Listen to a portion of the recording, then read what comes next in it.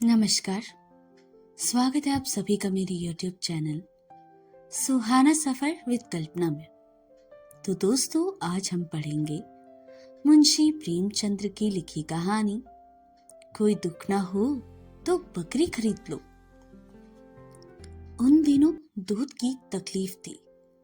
कई dairy farm में यह आजमाइश थी। आहारों का इम्तिहान लिया, कोई नतीजा नहीं। 2-4 दिन तो दूध अच्छा मिलता, फिर मिलावट शुरू हो जाती। कभी शिकायत होती, दूध फट गया, कभी उसमें से नागवार बू आने लगी, कभी मक्खन के रेजे निकलते। आखिर एक दिन एक दोस्त ने कहा, भाई आओ साझे में एक गाय ले ले, तुम्हें भी दूध का आराम होगा और मुझे भी। लागत आधी आधी, खर्च आधा आधा, दूध भी आधा आधा। दोस्त साहब राजी हो गए। मेरे घर में जगह न थी और गोबर वगैरह से मुझे नफरत है।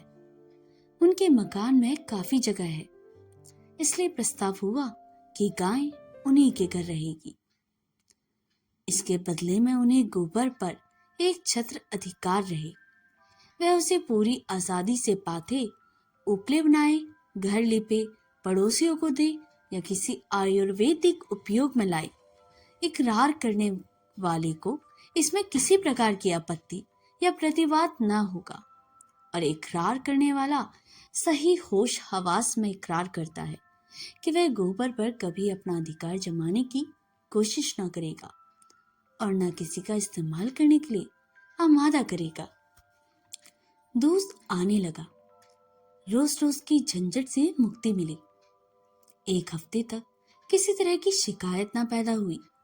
गर्म गर्म दूध पीता था और खुश होकर गाता था, रब का शुक्र अदा कर भाई, जिसने हमारी गाय बनाई, ताजा दूध पिलाया, उसने लुफ्ते हयाए चखाया, उसने दूध में भीगी रोटी मेरी, उसके करम ने बख्शी सेरी।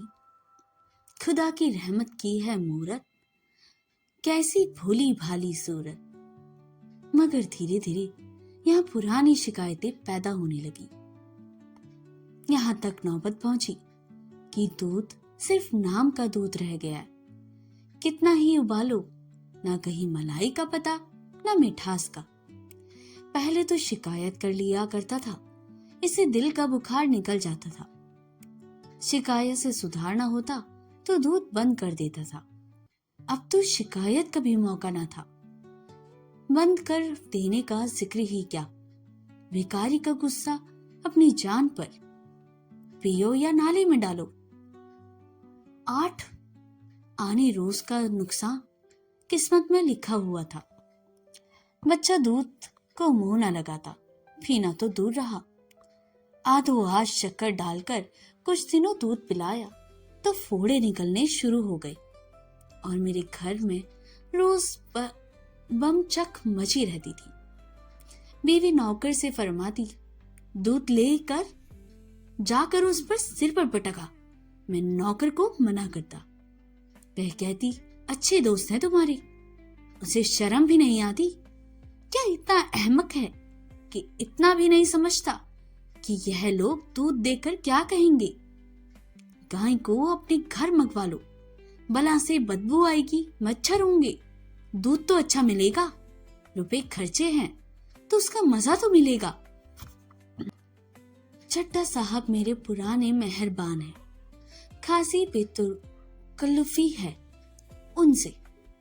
यह हरकत उनकी जानकारी में हो, यह बात किसी तरह गले से नीचे नहीं उतरती। या तो उनकी बीवी की शरारत है या नौकर की, लेकिन जिक्र कैसे करूं। और फिर उनकी बीवी से भी तो रहा रस्म है। कई बार मेरे घर आ चुकी है। मेरी बीवी जी भी उनके यहाँ कई बार मेहमान बनकर जा चुकी है। क्या यह यकायक इतनी बेवकूफ हुई हो जाएगी? सहीरन आंखों में धूल झेकेगी और फिर चाहे किसी की शरारत हो या मेरे लिए यह गैर मुमकिन था कि उनसे दूध की खराबी की शिकायत करता। खैरियत यह हुई कि तीसरे महीने चट्टा का तबादला हो गया। मैं अकेले गाय न रख सकता था। साझा टूट गया। गाय आधे दाम बेच दी गई। मैंने उस दिन इत्मीनान की सांस ली। आखिर यह सलाह हुई कि यह बकरी रख ली जाए।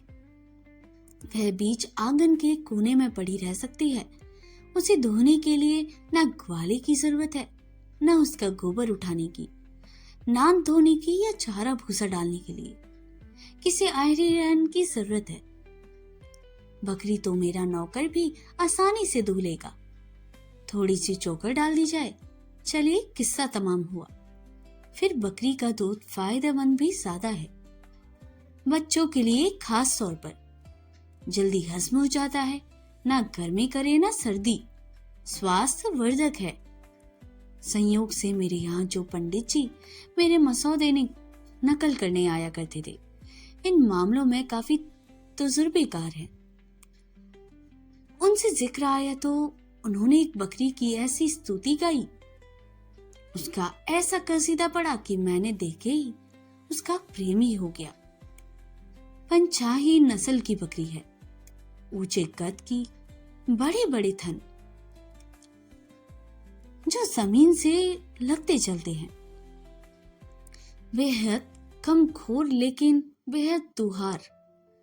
एक वक्त में 200-250 सेर दूध ले लीजिए। अभी पहली ही मिछाई है, 25 रुपए में आ जाएगी। मुझे दाम कुछ ज्यादा मालूम हुए, लेकिन पंडित जी पर मुझे एतबार था। फरमाइश कर दी गई और तीसरे दिन बकरी आ पहुंची। मैं देखकर उछल पड़ा। जो जो गुण बताए गए थे उनसे कुछ ज्यादा ही निकले। एक छोटी सी मिट्टी की नाद मंगवाई गई।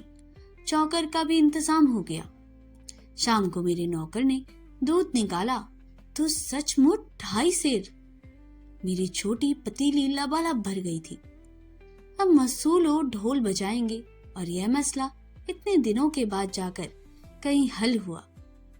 पहले तो बात सोचती तो क्यों इतनी परेशानी होती।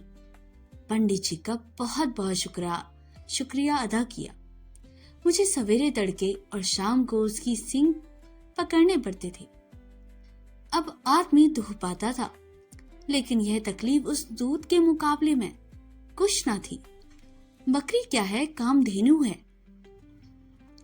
बीवी ने सोचा इसे कहीं नजर न लग जाए, इसके लिए उसके थन के लिए एक गिलाफ तैयार हुआ। उसकी गर्दन में नीले चीनी के दानों का एक माला पहनाया गया। घर में जो कुछ झूठा बचता देवी जी खुद जाकर उसे खिला देती थी। लेकिन एक ही हफ्ते में दूध की मात्रा कम होने लगी। जरूर नजर लग गई। बात क्या है? पंडित जी से हाल कहा तो उन्होंने कहा, साहब देहाती की बकरी है, जमींदार की। बेदरिंग अनाज खाती है और सारे दिन बाग में चूमा चरा करती थी।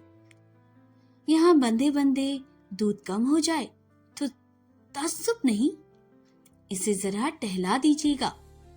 लेकिन शहर में बकरी को टहलाए कौन और कहाँ? इसलिए यह तय हुआ कि बाहर कहीं मकान लिया जाए। वहां बस्ती में जरा निकलकर खेत और बाग हैं। कहार घंटे 2 घंटे टहला कर लाया करेगा। झटपट मकान बदला और गौ की मुझे दफ्तर आने जाने में 3 माल का फासला तय करना पड़ता था। लेकिन अच्छा दूध मिले तो इसका दुगना फसाला तय हो करने को तैयार था। यह मकान खूब खुला हुआ था। मकान के सामने सहन था। जरा और बढ़कर आम और महुए का बाग। बाग से निकलिए तो कांची के खेत थे। किसी में आलू, किसी में गोभी। एक कांची से तय कर लिया कि रोजाना बकरी के लिए कुछ हरियाली जाया करेंगे। मगर इतनी कोशिश करने पर भी दूध की मात्रा में कुछ खास बढ़त नहीं हुई। 2.5 सेर की जगह मुश्किल से सेर भर भी दूध निकल पाता था। लेकिन यह तस्कीन भी दूध खालिस है। यही क्या कम है। मैं यह कभी नहीं मान सकता था कि खिदमतगारी के मुकाबले में बकरी चराना ज्यादा जलील का काम है। हमारे देवताओं और नबियों का वह सम्मानित वर्ग गल्ले चराया करते थे। कृष्ण जी गाय चराया करते थे। कौन कह सकता है कि उस गले में बकरियां ना रही होंगी। हजरत ईसा और हजरत मोहम्मद दोनों ही भेड़े चराते थे। लेकिन आदमी रूढ़ियों का दास है। जो कुछ बुजुर्गों ने नहीं किया वह कैसे करे। नए रास्ते के चलने के लिए जिस संकल्प और दृढ़ आस्था की जरूरत है वह हर एक में नहीं होती। धोबी अपने गंदे कपड़े धो लेगा, लेकिन आपके दरवाजे पर झाड़ू लगाने में अपनी हतक समझता है। जरायम पेशा कौमों को लोग बाजार में कोई चीज कीमत देकर खरीदना अपनी शान के खिलाफ समझते हैं। मेरे खिदमतगार को बकरी लेकर बाग में जाना बुरा मालूम होता था। घर से ले तो जाया करते, लेकिन बाग में उसे छोड़कर खुद किसी पेड़ के नीचे सो जाता। बकरी पत्तियां चढ़ लेती थी, मगर एक दिन उसे जी में आया कि जरा बाग से निकलकर खेतों की सैर करे। क्यों वह ही सभ्य और संस्कृति बकरी है। उसके चेहरे पर गंभीरता झलकती थी, लेकिन बाग और खेत में घुस गई। आजादी नहीं है, इसे वह शायद ना समझ सकी। एक रोज किसी खेत में घुस गई और गोभी की कई क्यारियां साफ कर दी गई। काची ने देखा तो उसके कान पकड़ लिए और मेरे पास लाकर बोला, बाप जी, इस तरह आपकी बकरी हमारे खेत चरेगी तो हम तो तबाह हो जाएंगे। आपको बकरी रखने का शौक है तो इसे बांध कर रखिए। आज तो हमने आपका लिहाज किया, लेकिन फिर हमारे खेत में गई तो हम तो या उसकी टांग तोड़ देंगे या कानी होश भेज देंगे। अभी वह अपना भाषण खत्म करना पाया था कि उसकी बीवी आ पहुंची और उसने इसी विचार को और भी जोरदार शब्दों में अदा किया। हाँ हाँ करती ही रही, मगर रांड खेत में घुस गई तो सारा खेत चौपट कर दिया। इसके पेट में भनवी बैठी। यहाँ कोई तुम्हारा तबैल नहीं है। हाकिम होंगे अपने घर के होंगे।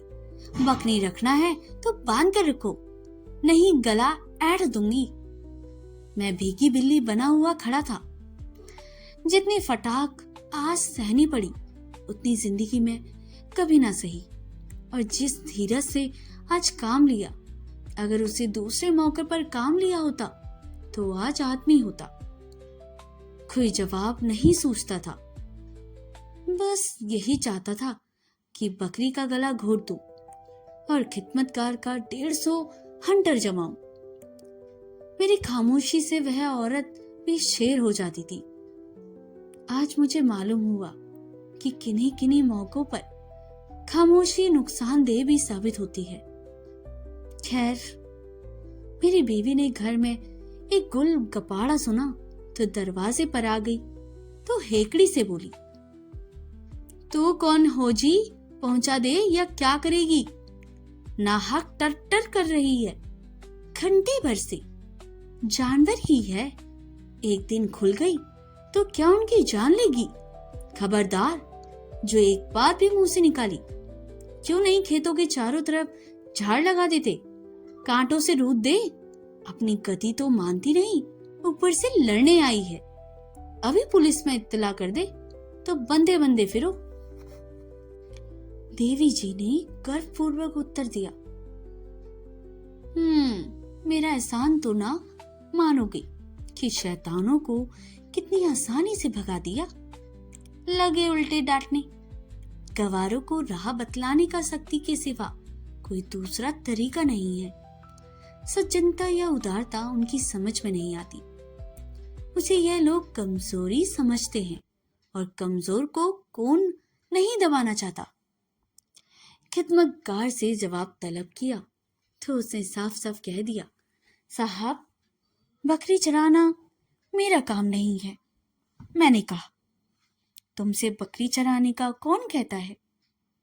जरा उसे देखते रहा करो कि किसी खेत में ना जाए।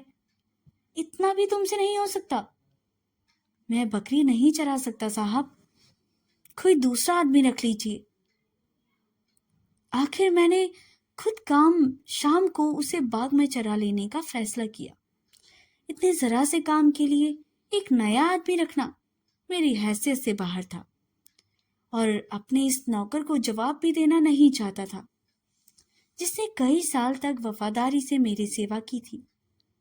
वह ईमानदार बहुत था। दूसरे दिन मैं दफ्तर से जरा जल्दी चला आया और चटपट बकरी को लेकर बाग में जा पहुंचा। जोड़ों के दिन थे, ठंडी हवा चल रही थी, पेड़ों के नीचे सूखी पत्तियां गिरी हुई थी। बकरी एक पल में वहां जा पहुंची। मेरी दलेल हो रही थी, उसके पीछे पीछे दौड़ता फिरता था। दफ्तर से लौटकर जरा आराम किया करता था। आज यह कवायद करना पड़ी। थक गया मगर मेहनत सफल हो गई। आज बकरी ने कुछ ज्यादा दूध पिया। यह ख्याल आया, अगर सूखी पत्तियां खाने से दूध की मात्रा बढ़ गई तो यकीनन हरी पत्तियां खिलाई जाएं तो इससे कहीं बेहतर नतीजा निकलेगा। लेकिन हरी पत्तियां आई कहां से? पेड़ों से तोड़ूंगा तो बाग का मालिक जरूर एतराज करेगा। कीमत देकर हरी पत्तियां मिल ना सकती थी। सोचा क्यों एक बार बांस के लक्के से पत्तियां तोड़े।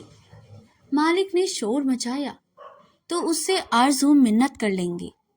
राजी हो गया तो खैर नहीं देखी जाएगी। थोड़ी सी पत्तियां तोड़ लेने से पेड़ का क्या बिगड़ जाता है। चुनाचे एक पड़ोसी से एक पतला लंबा बांस मांग लाया। उसमें एक आसुक बांधा और शाम को बकरी को साथ लेकर पत्तियां तोड़ने लगा। चोर आंखों से इधर उधर देखता जाता था, कहीं मालिक तो नहीं आ रहा है। अचानक वही कांची एक तरफ से आ निकला और मुझे पत्तियां तोड़ते देखकर बोला, भाई यह क्या करते हो बाबूजी? आपके हाथ में यह लग्गा अच्छा नहीं लगता। बकरी पालना हम गरीबों का काम है कि आप जैसे शरीफों का। मैं कट गया, कुछ जवाब न सोचा। इसमें क्या बुराई है? अपने हाथ से काम करने में क्या शर्म वगैरह? जवाब कुछ हल्के वे हकीकत बनावटी मालूम हुए। सफेद पोशी के आत्मगौरव के जबान बंद कर दी। काची ने पास आकर मेरे हाथ से लग्गा ले लिया और देखते देखते हरी पत्तियों का ढेर लगा दिया और पूछा, पत्तियां कहाँ रख जाऊं? मैंने झेपते हुए कहा, तुम रहने दो, मैं उठा ले जाऊंगा। उससे थोड़ी सी पत्तियां बगल में उठा ली और बोला, आप क्या पत्तियां रखने जाएंगे? चलिए मैं रखाऊंगा। तो दोस्तों यह स्टोरी हम यहीं पर समाप्त करते हैं। मुंशी प्रेमचंद की कहानी कोई दुख ना हो तो बकरी खरीद लो। एक मध्यवर्गीय परिवार में बकरी पालने की इच्छा और उससे जुड़े भावनात्मक जुड़ाव और व्यवहारिक दुखों का वर्णन करती है। यह कहानी दिखाती है कि कैसे तुच्छ सुख जैसे बकरी का दूध या बच्चे घर में खुशियां ला सकते हैं, लेकिन उनकी देखभाल का बोझ, उनका चले जाना गहरा मानसिक दुख भी पैदा कर सकता है। तो आगे की स्टोरी हम कल सुनेंगे। इसका पार्ट 2 मैं जल्द ही आप लोगों के साथ अपलोड करूंगी। अगर आपको हमारी स्टोरीज अच्छी लगती हैं, हमारे चैनल को लाइक, सब्सक्राइब और शेयर करना बिल्कुल ना भूलिएगा। मिलते हैं अगली कहानी में। तब तक के लिए धन्यवाद।